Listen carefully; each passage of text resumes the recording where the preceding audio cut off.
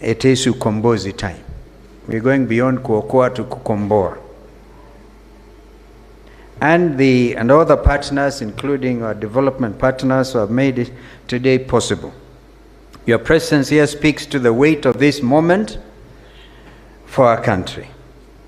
I also want to appreciate the speakers who have guided us through the key issues raised in this report. Kalonzo, again, you're there to receive it on me. I can't wait to get a copy and go through it. Their insights remind us that Kenya stands at a crossroads, and the choices we make now will determine the future we hand over to our children.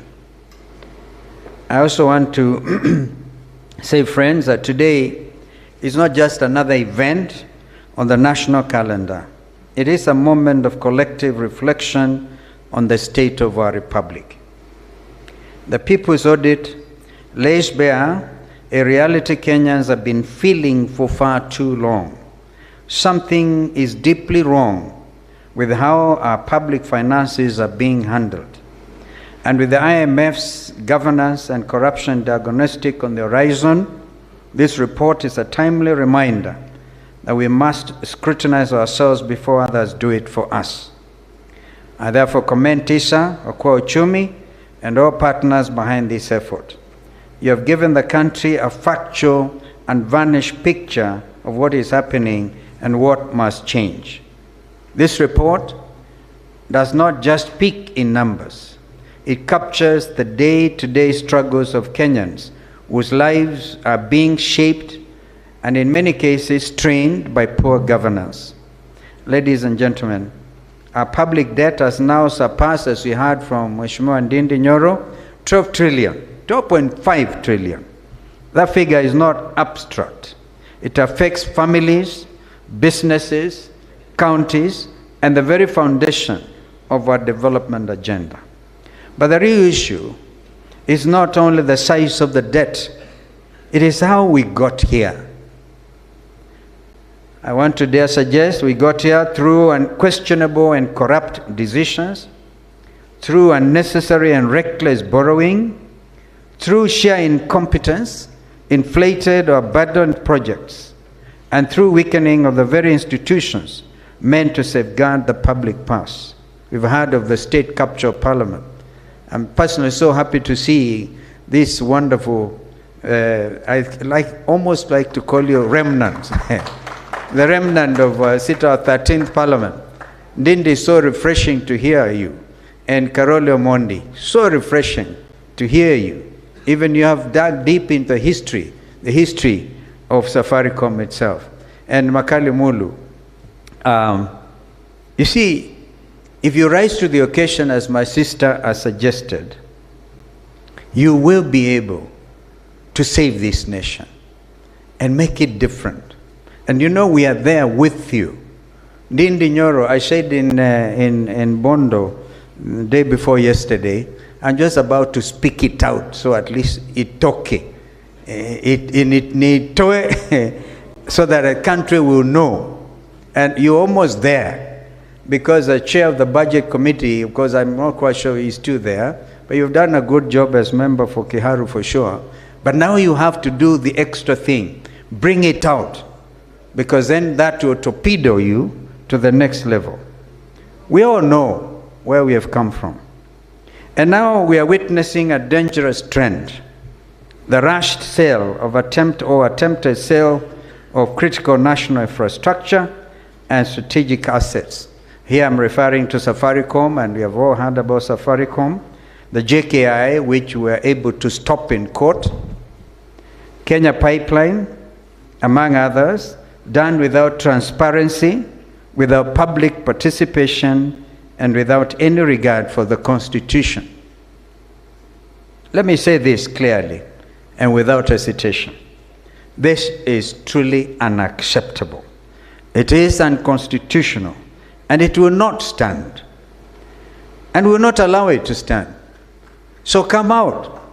Some of us are as simple as you see us. When we say it, we say it. And let me also be crystal clear. Countries do not prosper by selling their inheritance. They prosper by protecting it. Kenya will not become the Singapore, quote unquote, imagined by the current regime if that entrepreneurship and rotobotomish continues and is left unchecked. You cannot auction off to yourself what belongs to the people. Singapore was built on order, on discipline, on accountability, and a fierce intolerance for corruption, not the chaos, the carelessness, and the impunity we are witnessing today. I hope that those who are talking about Singapore will have read in some detail the wonderful action, the wonderful writing by Lee Kuan Yew, the Prime Minister of Singapore, who was there to shape a nation that moved to become what Singapore is today. Ladies and gentlemen, public finance is a public trust, and every leader at the national and county level has a duty to defend that trust. After all, you've all been there swearing that you uphold the Constitution as by law established, and I want to tell you, a lot of you, particularly those who belong to the state capture team, are already in breach. In fact, it is perjury in law. Perjury. Swearing to stuff you don't believe in.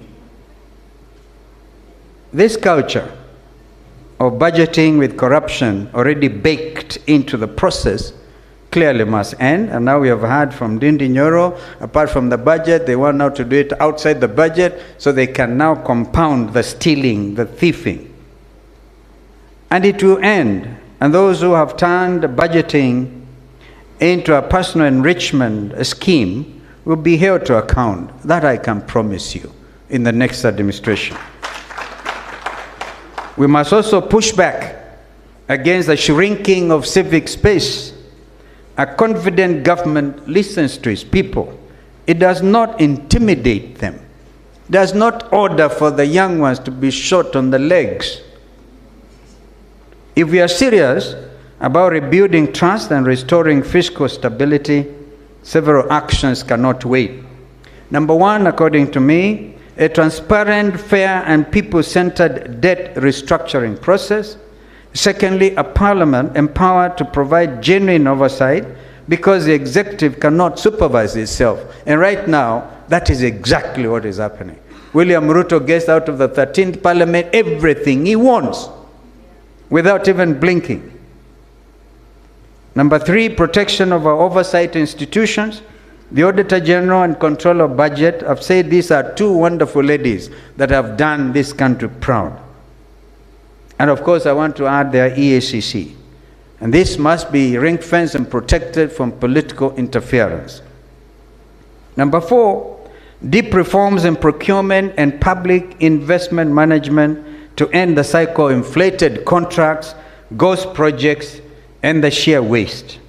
And fifthly, a credible, transparent approach to privatization, one that respects public interest, not a hurried disposal of national assets. These steps are not about politics. They're about Kenya's survival. And with regard to the big problem with the Safaricom, you know, there are times that some of us are also now dealing with Safaricom being used as an institution that was oppressing Kenyans. That apart. Because if you hear it from the Americans, they say, yeah, we work with Safaricom to work for regional security. We have the problem in the Horn of Africa, yes. But Safaricom were not supposed to be assisted by those external players only to end up hurting its own citizens. That's a different story. Now, the real story is Safaricom belongs to the people of Kenya. And it cannot just be auction. The share, and Ndindi Nyoro, I know that I think I used to read that you're one of the majority shares at Kenya Power and Lighting. You started this practice in year one at university, so you have a lot of experience. But if the Safaricom share is sold at face value or under value, we all know there's a big cut. What Carolo Mondi even calls free carry, maybe free carry and that kind of thing. Somebody is about to steal big time.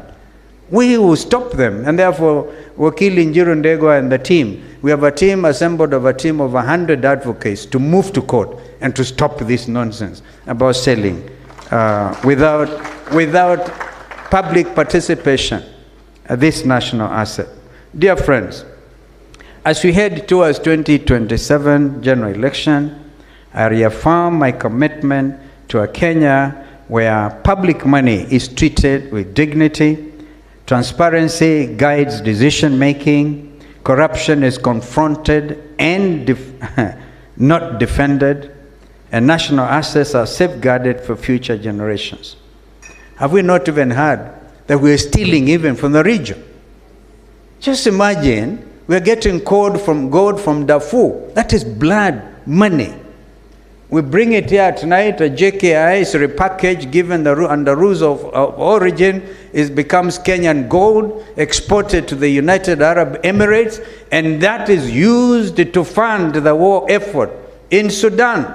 Today, the world is carrying at the largest humanitarian crisis, where those Sudanese, some of them, if they are lucky to cross into Chad, right? If they are lucky to, and others starving to death, even getting shot, even in the hospitals. What are we doing as a country? We never used to be this way. We were the custodians of regional peace and security.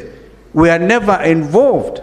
Over the years that I was the Minister for Foreign Affairs and dealing with bringing peace to the region, the negotiation of the Comprehensive Peace Agreement, which gave rise to the world's newest state, the Republic of South Africa. The problems in Somalia, there are times I even said with the late General I did to make sure that Somalia does not continue becoming a problem. Because as long as Somalia in the region is a sick neighbor, we can never be free as a country. Because we never choose our neighbors. And we had to work hard. But now we are working hard to inflame those situations, to make the region even a lot more unsafe. Even when we remove the D from IGAD, as it then was, Intergovernmental Authority on Drought and Development, dealing only with nziges, locusts and things, we converted it to Intergovernmental Authority on Development. We did a lot to anchor this country to be what it is. And the other day I said, even when the late Kofi Annan came and promoted UNEP to become now the fourth headquarters of the United Nations, and some of our friends, remember the Director General of UNEP that time, Elizabeth Dosdewell, taking over from Mustafa Tolba, who founded UNEP, and there was a conspiracy to remove UNEP from Nairobi. Some of us stood strongly, and together with a group of 77 from plus China, we were able to salvage UNEP. Today, Nairobi is a UN headquarters. Today, even this week, I think there's a huge conference taking place in Nairobi. And when that happens, we receive a lot of foreign exchange, or don't we? And we continue to grow this economy. Therefore, Nairobi is important, and so as members of the UN, and that is what we try to really make this country become a very strategic nation in this region, working for world peace and security. Kenya deserves leadership that is steady, honest, and accountable. Our children deserve a country that cannot be bought or sold. But I think the current leadership, they're in a hurry to sell everything, auction everything. But we hold them accountable. They can't do that and get away with it. Ladies and gentlemen, we can turn this country around, but only if we face the truth and act on it. The People's Audit gives us a clear starting point, and the responsibility now rests with all of us. Thank you, and may God bless Kenya.